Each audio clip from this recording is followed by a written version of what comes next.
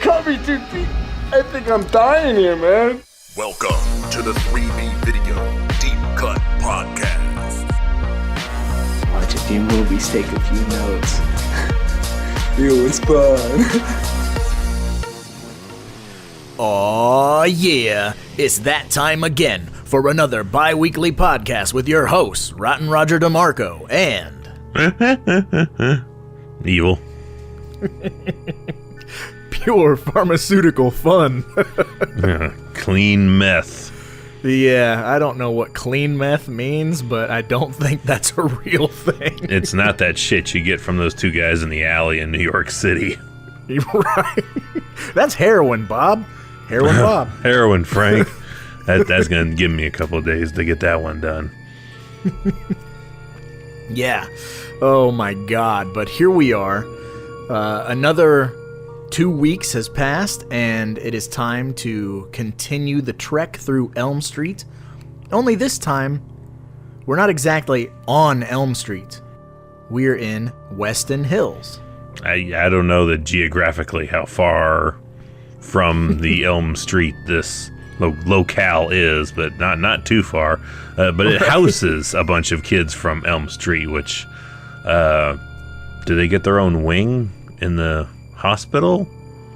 Apparently, just one long hallway is all the kids from Elm Street. No one put that together. Like, all these kids try to commit suicide. They're all having nightmares. They're all on the same street, too. Weird. One of my other favorite coincidences in Elm Street franchise land has to do with part 4, though. But it is once the funerals start happening, and you see, like, Roland Kincaid is buried next to fucking Kristen. Like, they're all the Elm Street kids are, like, buried in the same row. I'm like, no. Families have plots. Like, now that I'm older, I understand family plots. You don't just get buried next to the guy you fucking had study hall with. That's not how this works. Yeah, I'd love to know the rest of the parents' mentalities. What happened to the rest of the crew that murdered Krueger? Like, what are Kincaid's parents like? What are all these other kids that had parents? We only see Kristen and Nancy's folks. There's like working class and then super rich. The fuck's Will's parents like? What are they into? I feel like Will's parents are like the parents in Nightbreed that are like hanging out watching TV that Dr. Decker comes and kills. Just like chunky, normal American parents. Chunky, normal Americans. Well, that's definitely our demographic and where we live, so. Yep. But yeah, Nightmare on Elm Street 3. We're like a third of the way through the series. Seems like it's going faster, but it is faster. It is less movies. It does go way faster, though, because, again, none of these movies ever leave our wheelhouse, but, like, man, it's just so easy to talk through the Elm Street films, for sure. But for the uninitiated out there, do you want to give them a brief plot synopsis of the film, and then we'll get started? Fred Krueger is still dead. But this time, instead of one kid at a time taking on Krueger, this is the group mentality of, well, if we have one versus Freddy, how about many versus Freddy? It's the Avengers version of an Elm Street horror film. Yeah, and this is where the franchise really kind of, like, digs its heels into the dirt. You know what I mean? Like, this is when they're like... It course corrects for a lot of people. And it's like, here we go. Like, we're fully embracing the rules. And we're not just letting these kids be defenseless. Because everybody has dreams where they're more powerful or whatever. So... I never have. I don't know what this dream power bullshit is, but... I'm 38. I ain't had I've never flown once in a dream. I usually just fall off of something. Yeah, my superpower is almost dying in dreams, but I don't. Or, there you go. It's all inane bullshit that makes no sense. I've never had a special power in any dream ever. The most, like, realistic thing from dreams that happens in the Elm Street films is at the beginning of the first Elm Street when Tina is trying to run. I don't know if you've ever, like, ran in a dream, but Jesus Christ, like, it feels like you're not getting anywhere. Like, running and punching in the dream world are so, like, seem like slow and weak and, like, or maybe that's just my subconscious, who knows? I would love Freddy to have one of these kids' nightmares just be like he's just a few feet away from a toilet and he can't get to it to piss, but he has to piss. Or he's pissing and he can't stop pissing, but he still has to piss, so he just keeps pissing. I feel like it would be like, was that Look Who's Talking 2 or Now? One of the Look Who's Talking films where the little boy is afraid of the toilet, and then the toilet's like, give me your pee-pee, or whatever, some dumb shit. Like, Yeah, the toilet is animated and alive. Yeah, I feel like Elm Street franchise, that's some shit that, like, Bob Shade'd be like, what if Freddy was the toilet? And then you got Robert Englund, like, in makeup for, like, 14 hours, like, Bob, this is bullshit. Maybe it was the argument of, like, well, he's got to come out of something, and they're like, what about the TV? And like, all right, fine.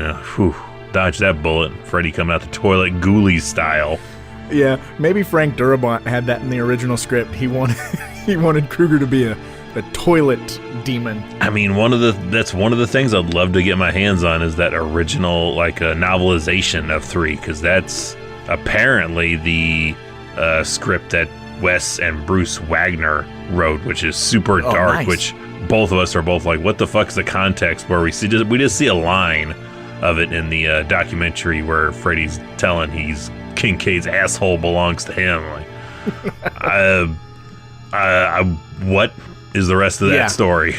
I'm gonna need to see that deleted scene. I need to know what's happening. Well, just tell me the context where you show me, and then then I'll determine whether or not I want to see it. Right. But this is like you said, this is where the franchise course corrects, but also it gets a very, like, it's very strongly written. Like, you care for every single one of these kids for the most part. And it's a very unique experience watching this film, watching them all kind of like figure out, we've got to team up, we've got to take out Krueger. Yeah, and it's surprising because it has several writers on it. When you got 3 or 4 writers on it, that's usually a troubled production. So things get muddy, or they feel like smaller movies crammed into one bigger movie. But yeah, I easily feel Nightmare 3 is the standard, most popular one of the entire series. Back when we were talking with the Cult 45 guys, and I remember listening to them week by week doing the different movies, and they were new to all of them, and I wish I could have warned them, because somebody said, oh, after 3 they just get better. I'm like, nah, I feel for the most part people kind of say 3 is the highlight, and they kind of start downward roller coasting after that.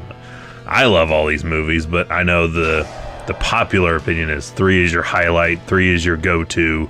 It's Freddy at his peak, where he crests that spot from terrifying to pop culture icon, and you got the tie-in with the heavy metal music.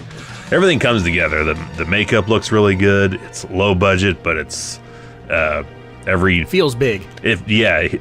Chuck Russell knows how to make a penny last a real long while, and you have the top-notch score, music, cast, everything just came together. Which you really love the set design. I fucking love the set design for this movie. Set design and lighting. That's where I'm just like, doesn't get better than Elm Street 3 as far as set design and lighting for me. Yeah. Lighting wise, I'm a big fan of Part 4. But, that's Rennie Harlan. A lot of neon really green. Oh God, I love the neon green. I love all of that stuff. That's like a Pavlovian response. Like, I see neon green, I'm thinking Nightmare on Elm Street 4. Same thing when I go into any hospital.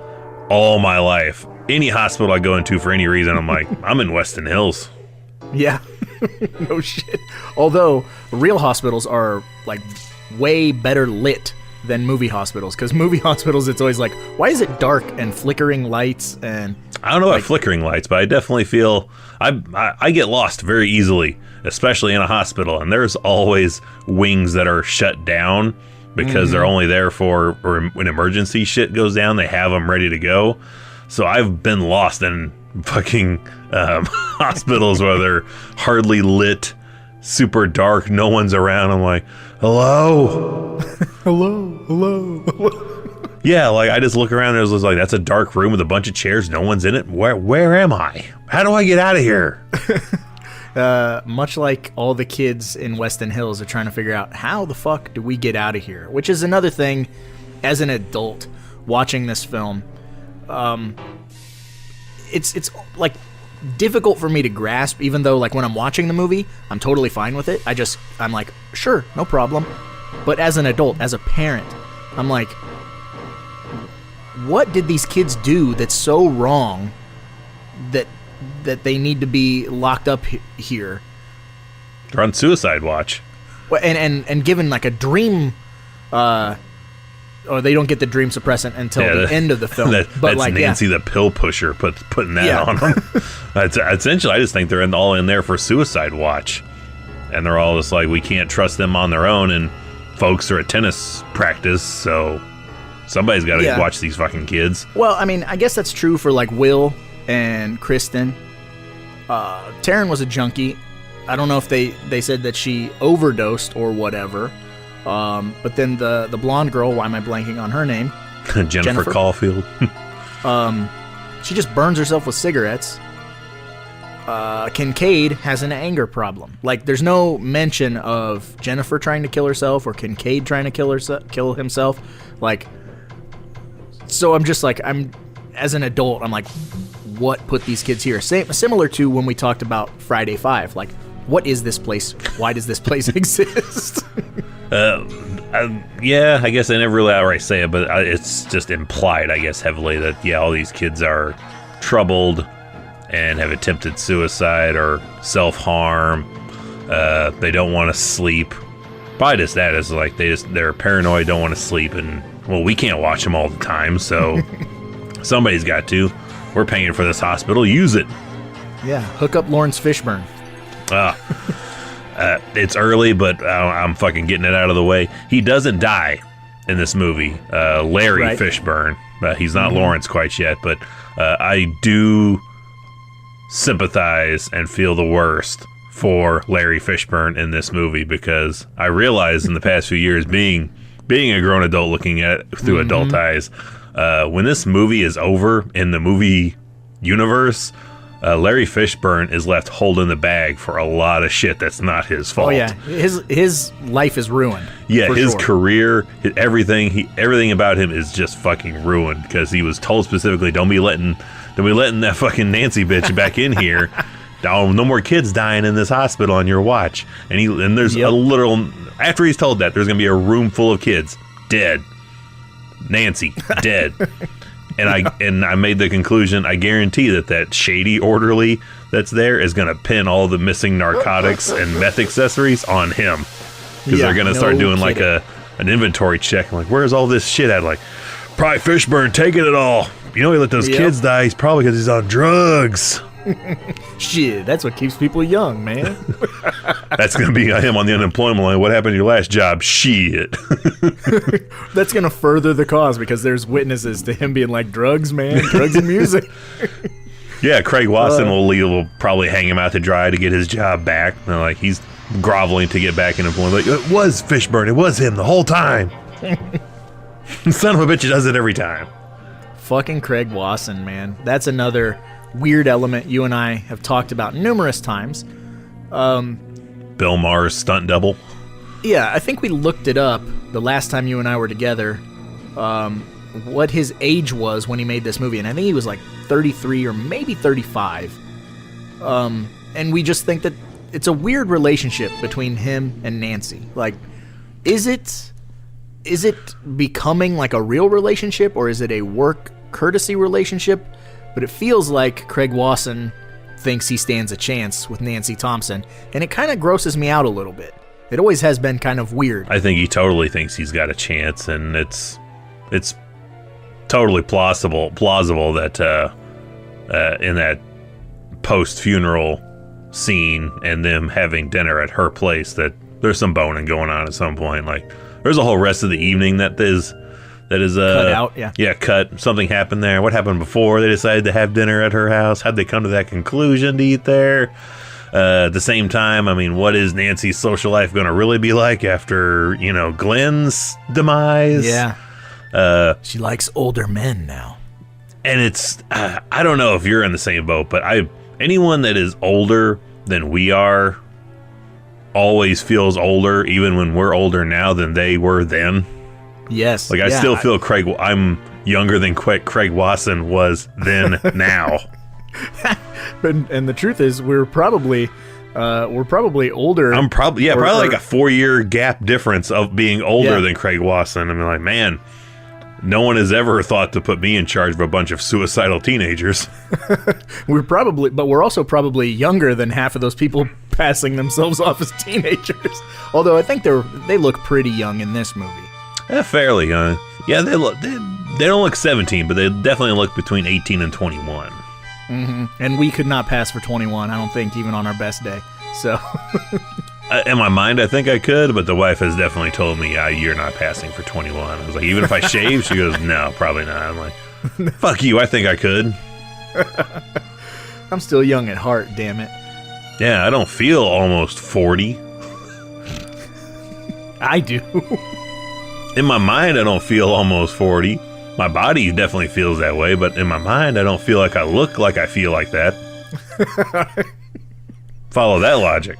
Right, yeah. I was kind of bouncing that around in my head. I think I need to be submitted to Weston Hills. Right. I mean, they do kind of jump the gun quite a bit when you check in there, so it could totally be like all those kids are there for just maybe one couldn't sleep and the other one just had a cold because, I mean, yeah, not Nancy, but Kristen attempted suicide per se, but if she was fine, why are they trying to sedate her? Right. It's like the movie Unsane. Like, you show up to the hospital for a fucking checkup, and then next thing you know, you're fucking locked in there forever. Always love that line. Like, she was fine till we tried to sedate her. Then, yeah, what the fuck were you doing? Well, you look pretty all right. Go to sleep. Yeah, I'm gonna stick you with this fucking needle. You have any idea what's in this needle, or what's gonna happen to you when I stick you with it? But going back to her supposed suicide attempt, this is a scene that when I was a kid really stuck with me, and this goes back to the importance of discovering a movie when you're young. You're so young that you don't have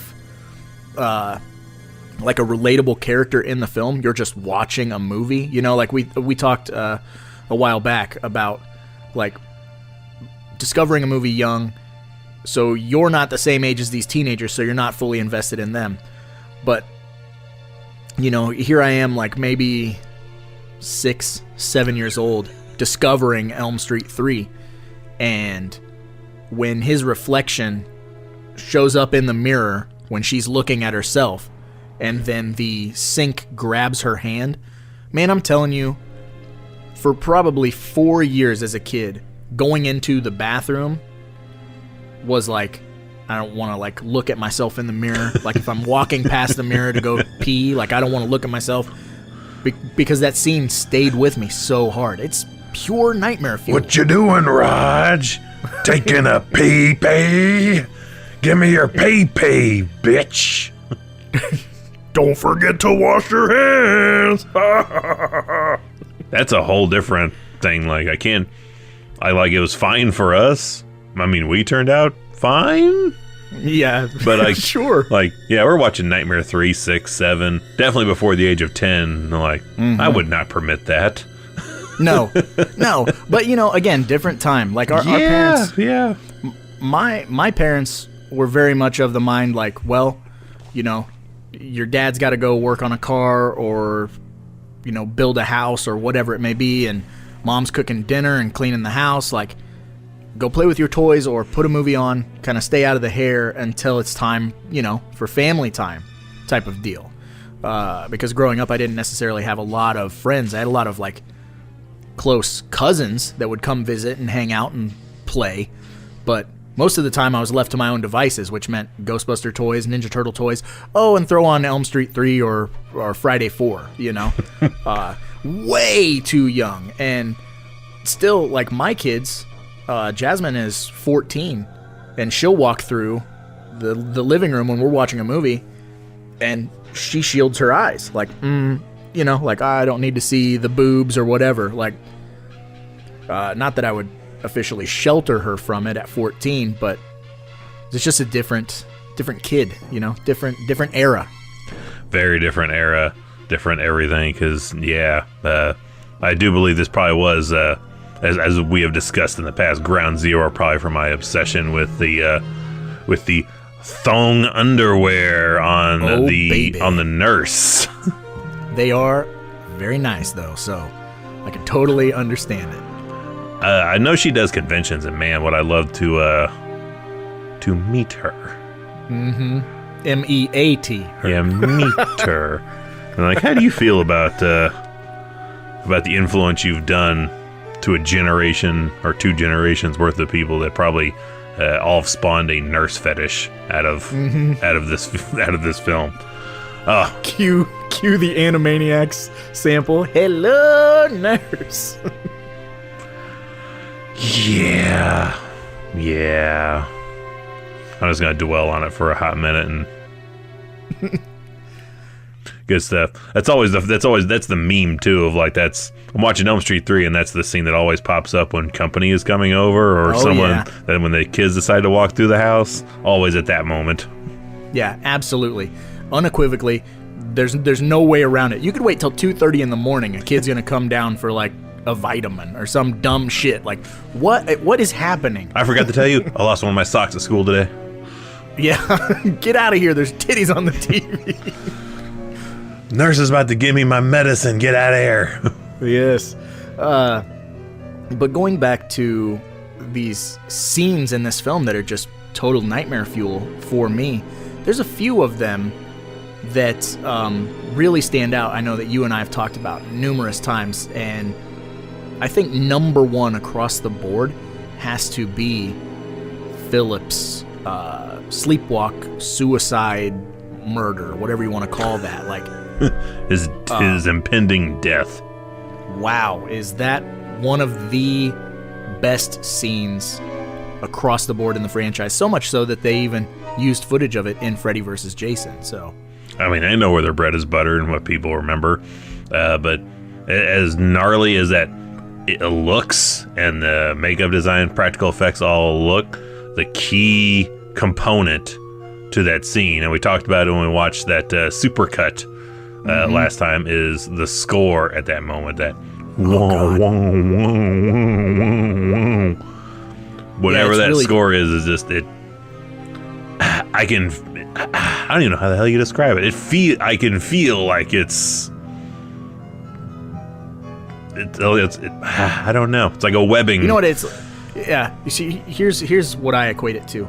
It's like when you like accidentally thump your funny bone or something, and you get that reverb through your body. Yes. Of that pain. Yes. That is what I feel like that pain sounds like. That's pretty good. Like that's.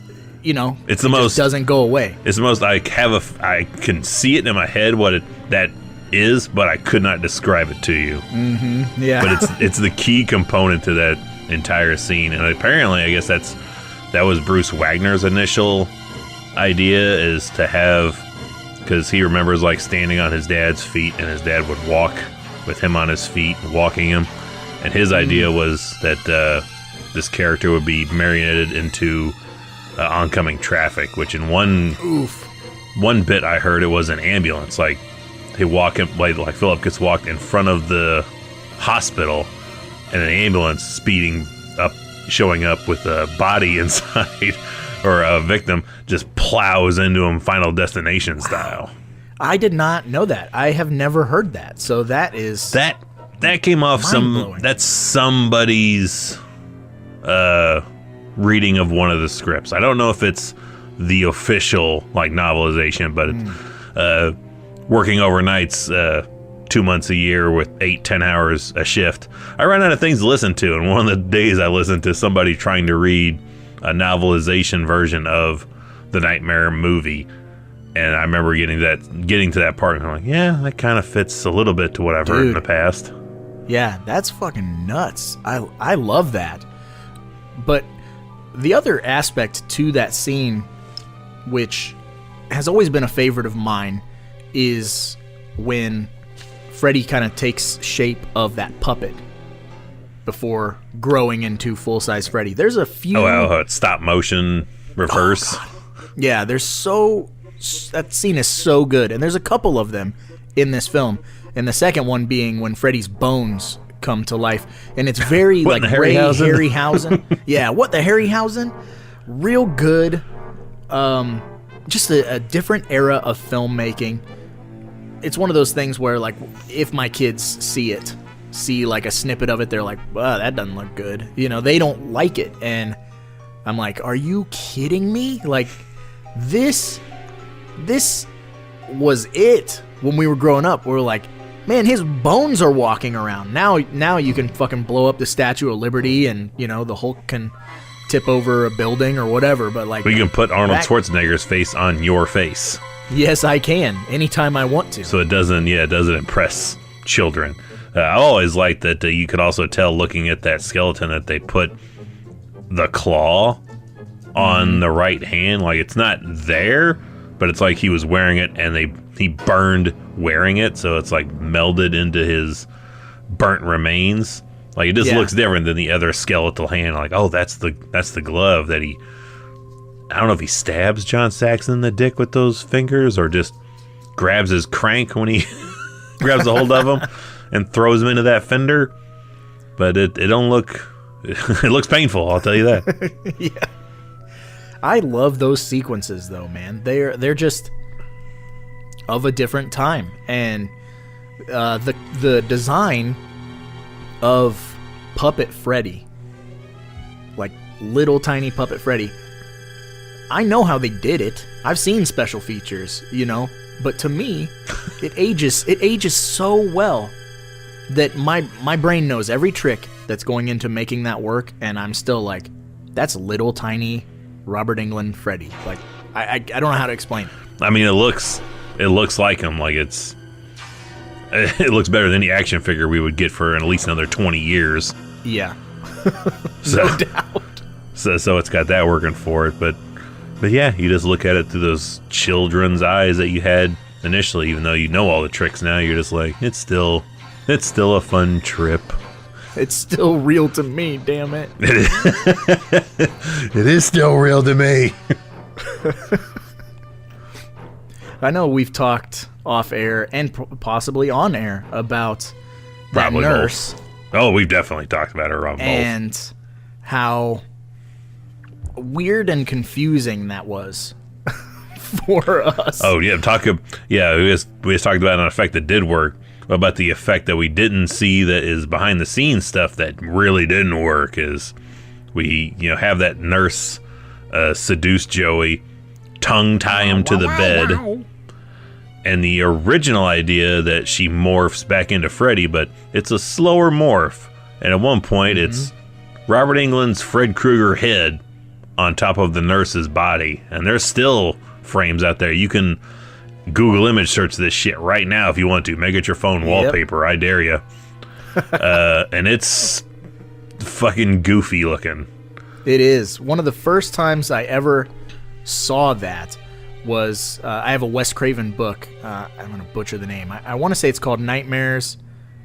And Dreamscapes. Screams and Nightmares is what it's called. And there's publicity stills from all these things that he's done, behind the scenes shots. And lo and behold, when you get to the Elm Street 3 chapter, there is the picture of the nurse with the Freddy head. And I remember being like 17 and seeing that and going, this was not in the movie. What is this? And then having that Elm Street encyclopedia kind of lets you in the know on some of the stuff that they attempted to film and it just didn't work. It still didn't quite tell you in that. They show you some images more in that, but yeah. You don't really get the full story until you get to Never Sleep Again. But yeah, it looks like a little kid wearing an adult Halloween mask. It's a really big, It's a big really fucking big noggin. Like that body can't control or support the size of that cranium. Yeah, Hid! no, and it Hid! Joey! No! Move that mount of yours and kiss Joey if you can. like the size of a Zeppelin, or whatever he said. That boy's head like Sputnik. Yep. That was offset, wasn't it? He'd be crying himself to sleep tonight on his huge pillow. So I Married an Axe Murderer references deep cuts.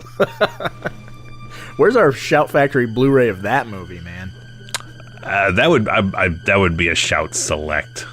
Yeah, probably. That's a good one. Oh, and then we have other characters in this group of kids that Wes put together, including your all-time favorite character, I think, in all of Elm Street lore. Yo, Kruger, pussy! Ken motherfucking Sagos.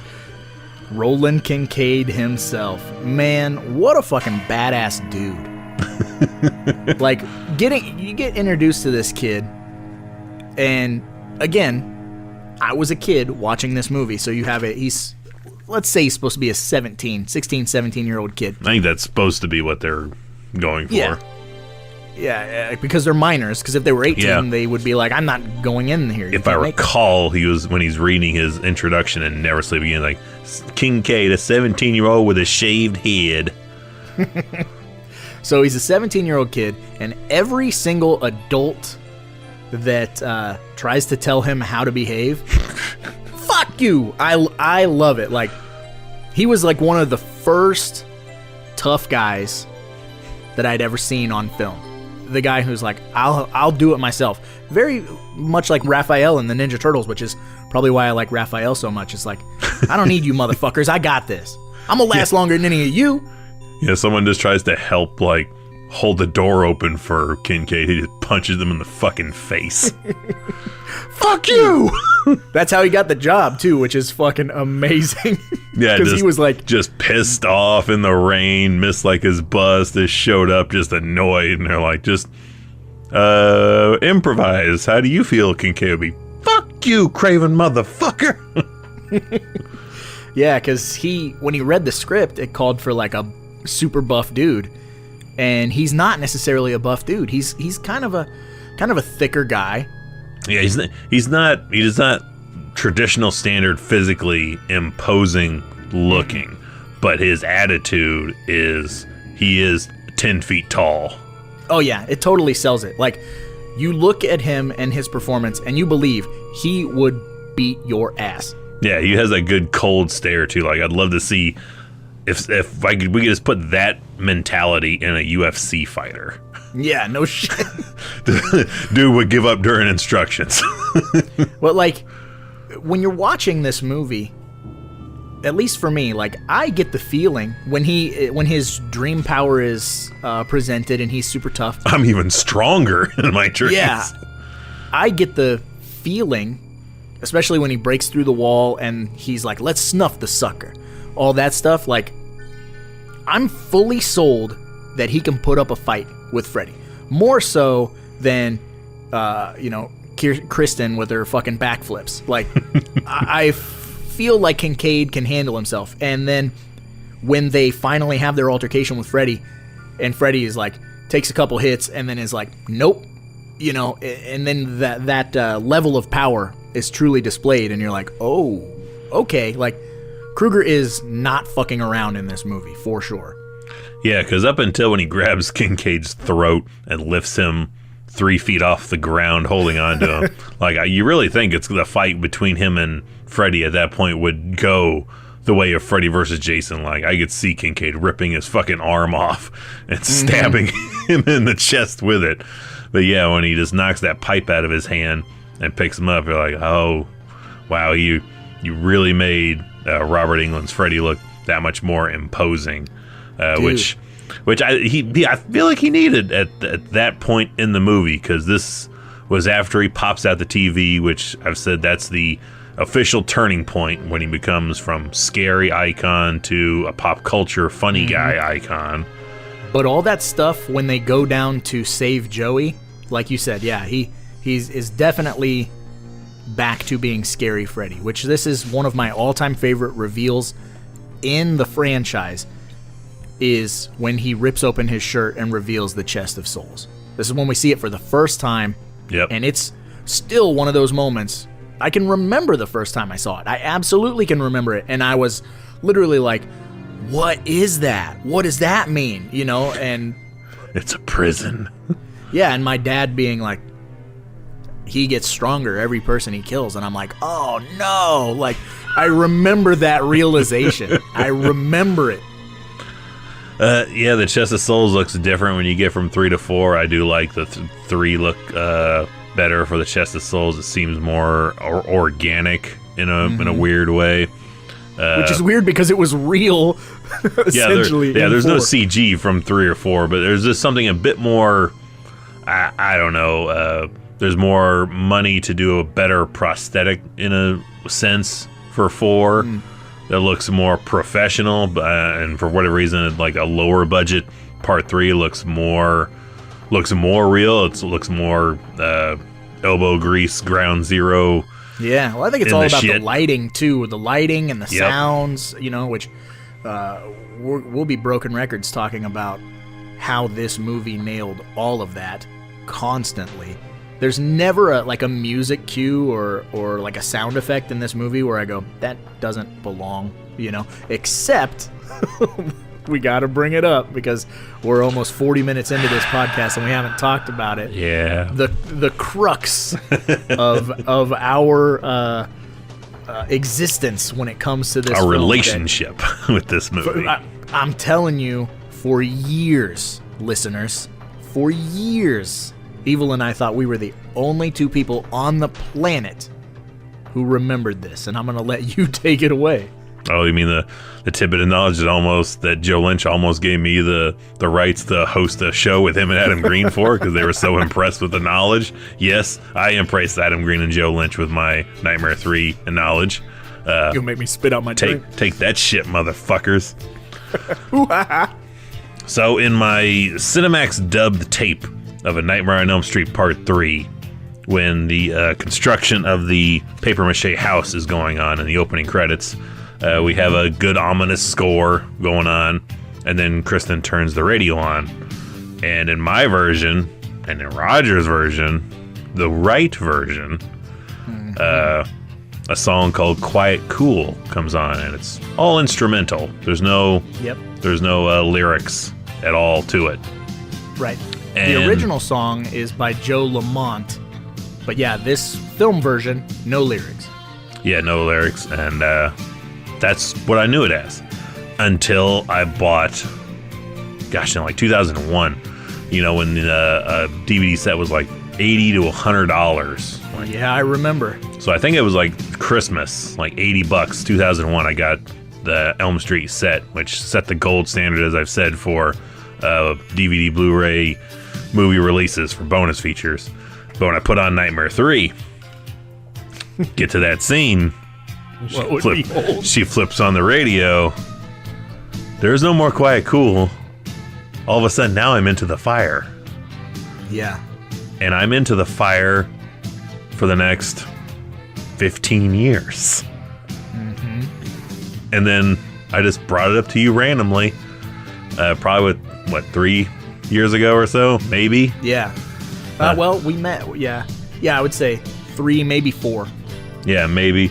It took a while for this topic to come up, but eventually it was like, do you remember Nightmare on Elm Street 3? The music being different?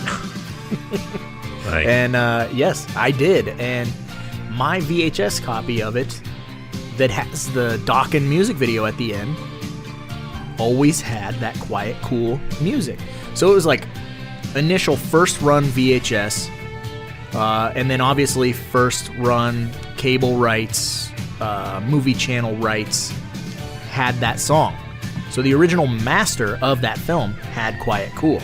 Somewhere along the line, between 1987 and 2001, the rights disappeared, or whatever bullshit happens, and they replaced the score with Into the Fire by Docket. And I remember watching it on DVD and going, that's wrong. That is wrong. And, when you brought that up to me, we sleuthed, we did all of our stuff and found a really, really low res clip on YouTube. Yep. And that would be our evidence. Anytime someone would Question me. You there? Question me. Stilly boy. and I'll die on this hill. Anytime someone wants to dispute anything Elm Street, I just go. You talk to my co-host here, and he will either confirm your suspicions or he will shatter them. So. I do. I shatter things. I will say though, because I have to have Elm Street in every form humanly possible. So I have most of the series on VHS. I don't have any on Laserdisc yet. I have DVD copies, Blu-ray copies, and I've tried buying the digital copies as well. So I have 1 through 4 digitally. Mm-hmm. And if I watch my digitally owned copy of Nightmare 3 through Amazon Prime will play Quiet Cool. Which is crazy. Yeah, I don't understand why it does. Just happened to have it on while I was working in the basement one day and stopped mid-step like, they're playing the right song, but it's the wrong song, but it's the right song. Yep. Yeah, it's weird with different streaming services, different rights holders, apparently. Perhaps Amazon still has their master of the film is probably something that was used by cable companies or not cable, but like HBO Cinemax. I don't know. And it boggled our minds that other people didn't remember it that way, especially when we were talking with Adam and Joe. And Adam Green was like feet planted firm. There is no other song played in that opening credits. And right, man, when I was like, bullshit, Mr. Green. You're remembering incorrectly. Your world is about to change. Bosco, back of the line, nerd. You're fucking with the wrong ones. You broke into the wrong goddamn rec room, you bastard. Yeah, that was amazing too, because that was a very intimate setting. Sorry to detract from our Elm Street talk. We'll get still tied to it. But we go to Panic Fest, and we have a relationship essentially with Adam and Joe via Panic Fest, via all these other avenues from which we have discussed things with them. So we're at Panic Fest, and it's a very intimate setting. It's like off of the convention floor, and they've got a couple of couches and like a bar and a coffee table, and people are just hanging out. It's like 20 people total. Yeah, like having some couple of beverages and just chatting. Bullshitting, yeah. Yeah, very, very small scale, like a house party. Yeah, pretty much. Midwest house party, And when you brought that up, and Adam got kind of defensive for a second, and then like everybody in the room kind of got quiet, and you're like, and you just pulled up that shitty resolution YouTube video, and you're like, look, and I swear, like you could see the light bulb go on Adam and Joe, like above their head, like, oh fuck, you guys are right. It was so awesome. 1-0 to us. Yeah, your move, nerd. Yeah, I can't wait to run into them again. Luckily or unluckily, that was right before the pandemic hit, and like at the beginning of 2019. So hopefully one day we can see them again, and I will straight up be like, remember last time you were here, I schooled you guys on some Nightmare 3 knowledge. Yep. If you recall. If you recall. Now here, have a copy of our film. You lose. Yes. So we haven't talked about it yet. There's a lot of stuff obviously we've missed, but we've covered this. I believe we've done a commentary. We did a commentary. We've done at least 2 or 3 live streams about it, and I don't think we're done. I think live streams will probably happen again for these movies, especially since we've revamped the live stream since we've talked about Elm Street 3 last, so it's warranted to do it again. Right. And maybe the most talked about movie on our channel is this one. Oh, for sure. But I was going to ask you how you feel about the end of this film, the demise of Nancy Thompson. Do you feel like her story was finished, or every time when you watch it, are you still like, man, if she would have just made it?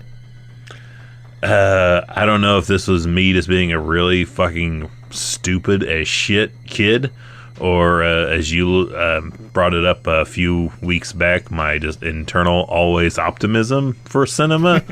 But I didn't realize that she was dead for years watching it. Shit. Because I never, I just chalked it up to, I couldn't quite tell if that was Nancy or if that was Kristen talking when she's holding her in her arm. I was very accepting of, movie dubbing and fuck up, so I was like, well, it could be them. They just threw that in there for the hell of it, and she's not dead.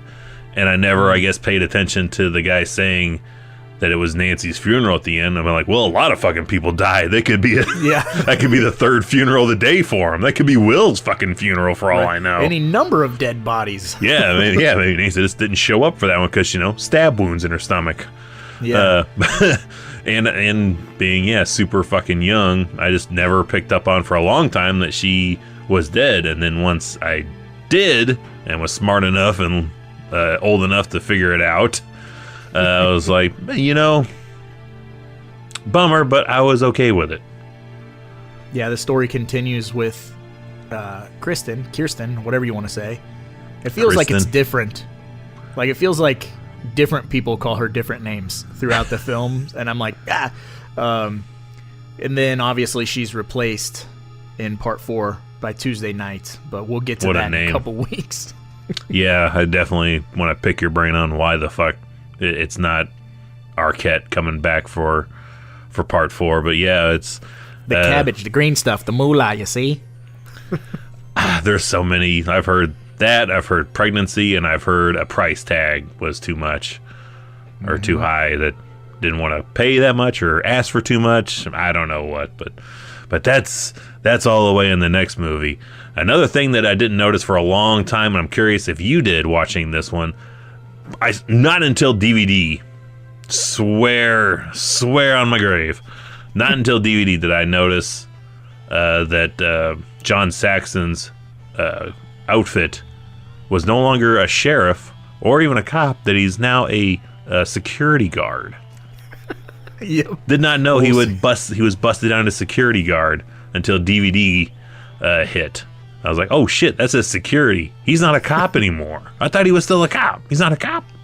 He's a security for Don's place, like you said.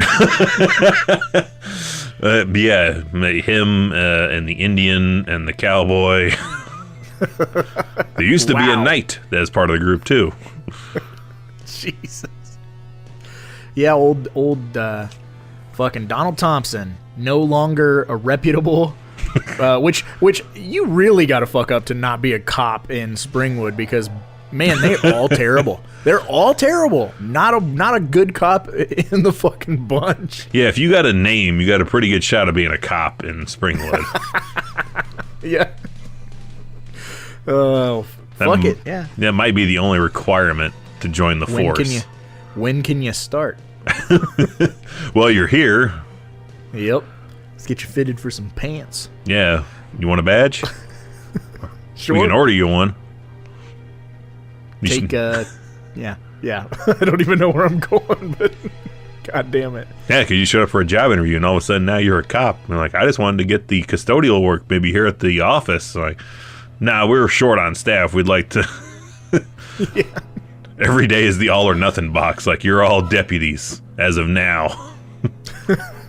Yeah. Anyone who comes in to like pay a parking ticket, they're like, and honorary deputy. It's like fucking walking tall. Just show up to pay a ticket and you're like, well, I don't have any money, so I guess you'll have to work it off as being one of my deputies. Yeah. You got to drive around this part of town. And maybe that's how they build up the force. They just write outlandish tickets that no one can pay off, and they make them work it off. Probably. Now ride with Officer Thompson here on a ride along.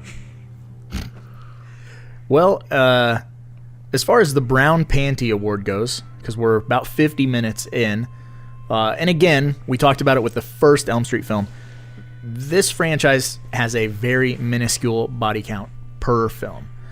And if I'm going to pick anybody, I feel like I have to pick Taryn. Yeah. If I like her. If physically I was like all in on the nurse, if by all the characters, which one that I really wish I could have had a shot with, it was Taryn. Yeah. Well, and you know, her story, her whole character arc is one that you really care about. You pay attention to. You like this girl. She's kicked the drugs. She's trying to straighten up. And, you know, she's got this fucking dream demon after her. And I feel like you're rooting for her. She's kind of like the underdog girl. Oh, yeah. And, you know, obviously it doesn't work out for her. So she gets my Brown Panty Award because she was doing all the right things. She didn't have a gray area of a bad character trait. She just didn't put up with bullshit. She was on the redemption road. Looked great with a mohawk. Yes. Loved her knife work. And yeah, she talks in the doc as well about how everyone was lovesick and had a crush on Arquette. And I'm like, nah, I dug you. I love you. Let me just say, blondes don't really do it for me, you know. Not necessarily a big blonde Some guy. might, but definitely no. Like, if I was on the set, I'd be like, nah, Arquette, you're okay. But Taryn, how you doing? Yeah, dark hair or red hair, which is you know, why I have such a handsome co-host. Sure. Sure. So, I guess we only victims we didn't really bring up too much is Jennifer going through the TV, which I mean, they kind of lay out ahead of time how her demise is going to be television related, and everybody knows that kill. If they know anything about Nightmare series, they know that kill. Yep. And Will's and the line yeah, for sure. Robert's line that he's probably signed. Geez, if we just had a nickel for every time he said to probably autograph that, I would probably quit the channel right now. Yeah, we'd be rich. Yeah, we would absolutely be rich. Rich biatch. But then we have Will, the Dungeons and Dragons guru guy who's handicapped, who gets the power to walk and become the Wizard Master. That is the scene and kill that I like probably best, because that has the best for me lighting and fucking set decor. It's so good. I fucking love the shot of Krueger at the end of this derelict hallway. It's one of the designs I had tattooed. Yeah, I have several Elm Street dedication tattoo pieces, and I had to have that silhouette done on my arm somewhere. But yeah, everything looks wet, like it's falling apart, grungy. It's everything about it. I'm like, this is perfect. And that lighting shot where he's got the claw out, and they just get the lighting just right, where you get a beam of reflective light go up the index finger blade. It's like, oh man, all real, no CG bullshit. That's done right there in camera. And that is a work of goddamn art. And originally that kill was supposed to be massive, if I remember right. That was supposed to be like a whole bunch of wizard shit and dragon and transformation and like all this. They had Avengers level ambitions, but budget warranted. Like, well, we got to do something a whole lot less. You know, and if I had never known that they wanted to go bigger, like, it's one of those things, man, where less is more.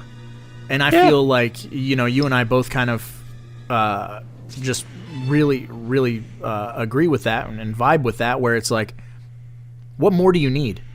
It's already scary. Like, I feel like that scene is intimidating. Yeah. You know, he's down at the end of the hall, when you wake up, it's back in the saddle again. That whole thing, and you have this like him running at him. And, yeah, this cart of death chasing you. You have no choice but to run towards Kruger. It's like Yep, it's so good, and that sequence is one of the sequences that sticks out in my mind so much when it comes to lighting and set design. And the other one is when right towards the beginning of the film, when Kristen is running from Freddy, and it's like the rubbery jelly floor, her feet are stuck. Yeah, we don't have no part 2 bullshit. This is Robert running, and you can tell Robert running from when part he does that 1. slide. Yes. But the set dressing right there, and she breaks free, and then she's in this, it's like a fucking auditorium, like a fucking gymnasium filled with hundreds of kids that are hanging dead. There's a couple of like horrorcore rap groups and a couple of like metal bands that have used that shot of all of those bodies hanging for album covers. Like, that, to me, when I see that, I'm like, that's Elm Street 3. Like, that texture. It's hard to explain the texture of those rooms. Yes, because everything has like a weathered wallpaper, abandoned building look. Just everything has character. Like, nothing feels like it was made just for this movie, for this scene. It looks like this is a place that existed for decades, and they're here now. Derelict. Yeah. It's been lived in. This movie uses the color blue better than maybe any movie ever has or ever will. Yeah, which is also part of the obsession that Evil and I both have with the over the top lighting. I think because we were born and bred into films like this, where a hallway can be blue because. Yeah. That's literally the only explanation you need. Because I want to. Blue's the color of night. Yeah, and so you've got a lot of stark blue sequences in this film. You've got a lot of stark red sequences in this film. They never really hit the green palette. No, that's the next movie. But yeah, the red in the in battle area gives that an extra oppressive heat kind of vibe to it. Yeah, it definitely feels hot. Yeah. All the steam and smoke from everywhere, and as simple as that, red lighting. And also, when you use lighting like that, you're doing a very good job of hiding makeup seams and hiding animatronic cables and things like that, because it's not so starkly lit, which is another thing that you and I both really agree on when it comes to Elm Street. Putting Freddy in stark light takes away from Freddy. And they start doing that in 4. Oh, where he's he's on a fucking beach. Yeah. And it's like, well, they don't even try to ease you into it. They're like, just explosion and beach. There he is. Yep. And it's literally from that moment on in the franchise where they don't mind showing you a lot of Freddy. They try and tweak the color palette and dial it back a lot later in the franchise. 5 and Wes Craven's New Nightmare, but 6 is another one where it's like just bright light, a lot of bright light on Freddy. Yeah, this is again the last gasp of it being dark, and he's the villain, true in the movie, because once you get to 4 and beyond, they're like, oh, he is the star, because he has become that pop icon, so he is the reason you're coming there. It's from that moment on, it's Robert Englund starring in A Nightmare on Elm Street. Yep.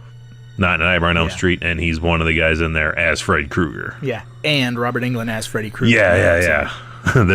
There's the difference right there, and it's all from this movie, which, like we said, it's the perfect cocktail mix of a horror movie, a fun movie, 80s, lighting, effects, score, everything is firing on every cylinder, highest possible. Yeah, it doesn't get much better than this film. But, don't take our word for it. If you haven't seen this film and you just listen to us spoil it, go watch it now. Go watch it and stand alone watching it. You don't need to watch the other ones if you don't want to. Like, a lot of people are like, if you're gonna watch one, make it this one, because it's the one that everyone tends to agree is their favorite. Mm-hmm. And then let us know via comments on Patreon, on our Discord, whatever, what you thought of this film, because we got to hear it. We got to hear what you guys think. I need to know. Yeah, let us know, and any merch you have that you don't care to own anymore, send it my way, including bad Freddy masks. Yes, all about 'cause he'll collecting take 'em. the worst merchandise possible now. But that's talking about a whole bunch of good stuff about the movie. What do you think about talking about a few things that aren't so good about the movie that some people hate so much they had to tell us on the interwebs about it on those Amazon 1-star reviews?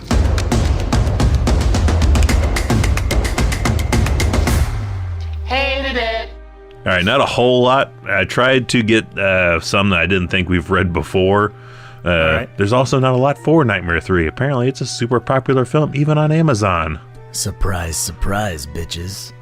So I just have about 3 here that I thought were new and not done over, but I probably have read these before. So first up, John Archer on February 28, 2015. He says, 1 star, Blu-ray is region locked. Can't watch it on my PS4. Boo. Going to return it real soon. It should have been advertised that it was region locked. $30 in anticipation down the drain. Wow, a standalone copy of this movie for $30. Huh. Yeah. Meh. Your Sucker. fault. Yeah. Yeah. The fuck, John? Couldn't find a cheaper copy somewhere? Anywhere? No shit. Feel like John Goodman. I was like, I can get you a severed toe with nail polish. Like, I can find you a copy of Elm Street 3 for a whole lot less right now, within an hour. Next up, we have Annie. A-N-N-Y. Annie. Oh. October 27, 2019. 1 star. Not good. It said HD, but it wasn't. My old VHS copy had better picture quality. I think she may have had my VHS copy. Yeah, there you go. Got the old dubbed off Cinemax. Which that was fun. One of the times Roger was here, we put on my Cinemax dub tape of Nightmare 3 and an official VHS of Nightmare 3. My dub tape, miles ahead, looking better than the official release. Blows my mind still. Good time. good treasures, good times releasing. You fucked up. You got to step your game up, man. Shame. And last up, from Classic Gamer! Exclamation point. Classic Gamer! January 10th, 2010. 1 star, a steady decline. Oof. Okay, the first movie was scary. I have seen it in the most, and it still kind of creeps me out. And most horror movies don't. This movie sets Freddy up to be a joke, man. But at least in part 4 and 5, the acting is better. I will say one good thing about this movie. Didn't give it another star, but at least the heroes had fears and Freddy played on that. But superpowers made the less scary. Oh, okay. I just imagined something, then I kill Freddy with it.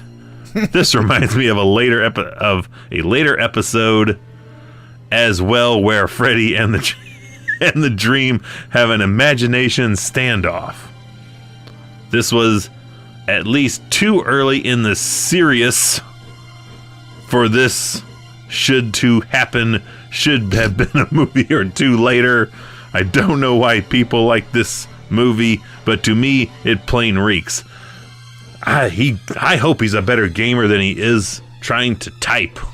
I think maybe he used Google Translate. Maybe English is not his first language and it translated terribly. I don't know. Google, translate my 1 star. Yes, do this now. This scrambled Alexa, thoughts. Alexa, interpret this as I say. Serious. That was fucking horrible. That is a 1 star rated 1 star review. But that is all my 1 stars. Fantastic. Well, now that that's all over with, I guess leaves only one real thing left to do, Raj. What's that? Well, it's time for Triple H to get his bottle of water and spray it all over his head. Then grab a second bottle because he's got to spit more later. Put on his trunks, his boots, grab his sledgehammer, and cue the Motorhead because it's time to go to the ring. It's time to play the game. It's time to play the game. Time to play the game. It's all about the game and how you play it. And they had club meth and clean pharmaceuticals, and I'm gonna take it in my arm. Oh, Lawrence Fishburne's gonna get fired. Taking it between the webbing of my toes this week. I sat on the dog. Oh, Jesus Christ. Okay, well, for those of you who are new to our podcast, welcome. And you are listening to the Deep Cut Podcast. Therefore, we have to end every single one of these podcasts with a little game we call the prop game. Now, the prop game is a deep cut in and of itself. You have to pick a prop from a film that is not necessarily a well-known prop. So you're not taking Freddy's hat, sweater, glove, get out of here with that bullshit. Pick something a little bit more special, a little bit more of a deep cut. Because after all, you're listening to the Deep Cut Podcast, so dig deep. Yeah. Yeah. Crucifix deep. Whoa, that's an Exorcist live stream reference, deep cut. Still works in my opinion. So I'll kick off with my prop pick of Nightmare on Elm Street Part 3. I'm gonna take Will's Wizard Master cardboard game piece. Oh, fancy. The little stand-up cardboard bit on the game board that goes out, which looks like his the Dungeon Master shield or whatever. Yeah, it looks like the shit off the Hero Quest board game. Never was into playing that shit, but I'll be like, give me that. Dude, that game was the shit. Hard as fuck, and it took like 4 hours to set up, but yeah. Oh, I had Hero Quest, and we took like 3 days setting up all the doors and the fucking treasure chests and all the parts, and then we're like, I don't have this motivation to play this fucking thing. It's like Monopoly. It's like it takes way too fucking long. Yeah, like you got a 12 hours set aside. You can play Hero Quest? No. Even then, when I had nothing but time as a kid, I'm like, I don't want to do this.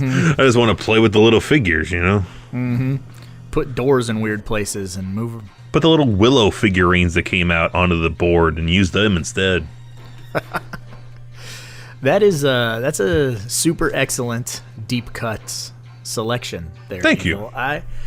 I don't know what this thing is called. That is my prop that I'm picking. In my brain, I want to call it an abacus, but that's not right. I want the thing that they use in group to lull themselves to sleep. Oh, the fucking perpetual motion balls thing. Metronome. A metronome. I want that thing. Musicians use that to like keep time when they're practicing and shit. Get on beat. Yeah, it's like the same shit Morgan Freeman uses in Seven to go to sleep. Yeah.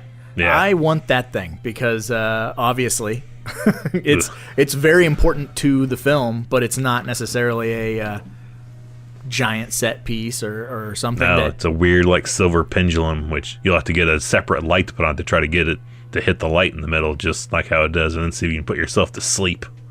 Yeah. Oh no, you're talking about the thing with the arm. Yeah.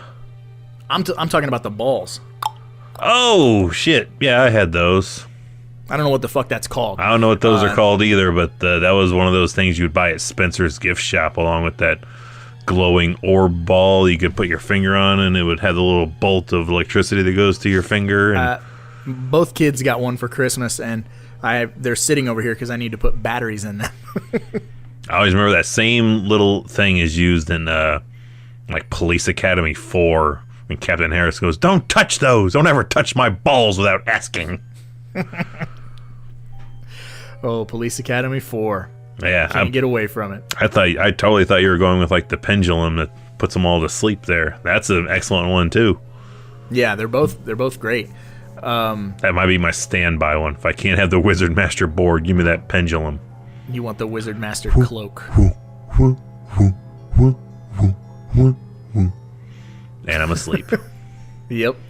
I don't know if I'm alone in this, but did you ever try really hard to watch that, like, Every time goddamn time I try it. even when they changed the camera angle and you're still like, no, I'm still moving my eyes to the clicks. Like, I just chalk it up to because of the camera cut. That's why I don't fall asleep watching it. that's right. That's why I'm not hypnotized. Yeah, that's clearly the only reason. Because I was like, okay, I'm getting. Nope, they cut away to fucking Nancy telling us, "Take us there, Kristen." Well, that fucked me up. Yep, I was ready to go to sleep, and you fucked it up. Maybe we should try that. Like, we should get our own metronome and, like, just sit in a room, a quiet room, and try to put ourselves to sleep. Oh, I thought you were like, we should do that for a live stream. We should try to hire a professional hypnotist and see if they can hypnotize either one of us. Well, yes, that sounds fantastic. Yeah, anyone that's a trained hypnotist out there, get at us on our Hit us Discord. Yeah, we have a live stream in our future with your name on it. Yeah, I'm all about that. Absolutely. Although, if we're under the influence, that leaves Remix to moderate, and that scares me. But I bet he would be the one that gets hypnotized. Like, we would probably sit through it unaffected, and his ass be the one up dancing around the room, thinking he's a chicken or some shit, and right, then answering his shoe like it's a phone. like, yeah, we're both just sitting there going, I don't feel anything. Like, all right, Remix, cue the graphic. Oh shit, Remix is a chicken. I say we hypnotize Remix into a chicken, and then we eat mushroom chocolate bars and try to do a live stream while we're fucking all mushroomed out. That's just that's what it'll sound like. Two bears, one cave. Just us laughing about Kool-Aid for 90 minutes. That's a terrible idea. Just crying, laughing, and then a chicken man in the background. And that will propel us to new celebrity heights. We'll definitely get on a fails video. Yep, that's the end game for 2022. We're gonna end 2022 hypnotized and high on mushrooms. If I can end 2022 with a Remix transformed into a chicken, it's a win for a year. What do you mean transformed into one? No, I'm just kidding. Transformed, like we're gonna tusk him into a chicken. Yes. Oh my goodness. Mr. Walrus or whatever the fuck his name is. Mr. Tusk. Mr. Tusk. Yep. Well, I don't know what better way to wrap up a Nightmare 3 podcast than that leaves us going into Nightmare 4, which was my very first Nightmare on Elm Street, and was it yours as well? I'm not entirely sure it was my first. I think 3 was my first. You lucky duck. But because I can remember vividly the first time of seeing 3. I think I remember the first time seeing 4, but I'm in my head, like you and I do, placing it with houses and certain events going on in my life, leads me to believe that Elm Street 3 was first for me. Well, when we come back in 2 weeks, we'll be talking Nightmare 4, which is the MTV Nightmare, Yes. the most popular, I think, as far as MTV and like being a pop culture sensation movie. Like, it's really riding the waves of Part 3 success and Part 4. And Raj has got his own little custom story about Part 4 that he has in his collection of goodies. That is true. Yeah, actually, now we both have a little bit of screen prop possession of Nightmare 4, but you clearly got the way cooler one. So if you haven't heard that story, well, you got to wait 2 weeks, and we'll tell you that story when it's How Sweet Fresh Meat Part 4. On that note, I suppose we should probably get going, because after all, there's a lot of movies out there, and somebody's got to watch them. Watch him. See, it fucking butchered the tagline. Either way, I'm leaving. Raj, just tell me, where's the fucking bourbon?